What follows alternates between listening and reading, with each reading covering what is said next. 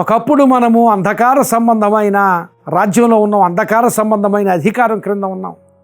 మన పాపపు స్థితిలో, దేవునికి పనికిరాని స్థితిలో, దేవునికి దూరమైన స్థితిలో, అంధకార సంబంధమైన అధికారం క్రింద ఉన్న మనలను దేవుడు ఆ స్థితిలో నుంచి విడుదల చేసి, దేవుడు తన ప్రేమ కుమారుని యొక్క రాజ్యంలో, అలాంటి ప్రేమ రాజ్యంలో మనలను ఉంచి ఆయన మనల్ని పరిపాలిస్తున్నాడు అనే ఆలోచన చాలా ఉన్నతమైన ఆలోచన.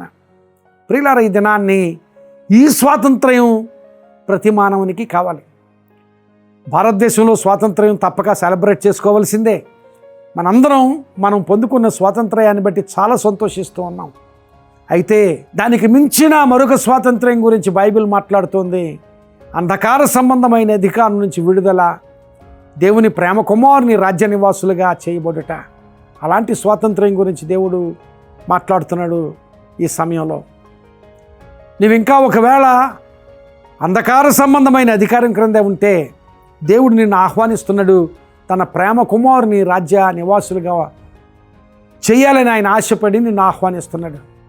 ఒకవేళ ఇంతకు పూర్వమే నేను అంధకార సంబంధమైన అధికారం నుంచి దేవుని కృప వలన విడుదల పొందాను అనుకున్నట్లయితే, ఆ విడుదల పొందుకున్న స్థితిలో దేవుని కుమారుని రాజ్య నివాసులుగా కొనసాగే స్థితిలో నీ జీవితాన్ని స్థిరపరచుకోవాలని దేవుని వాక్యం మాట్లాడుతుంది.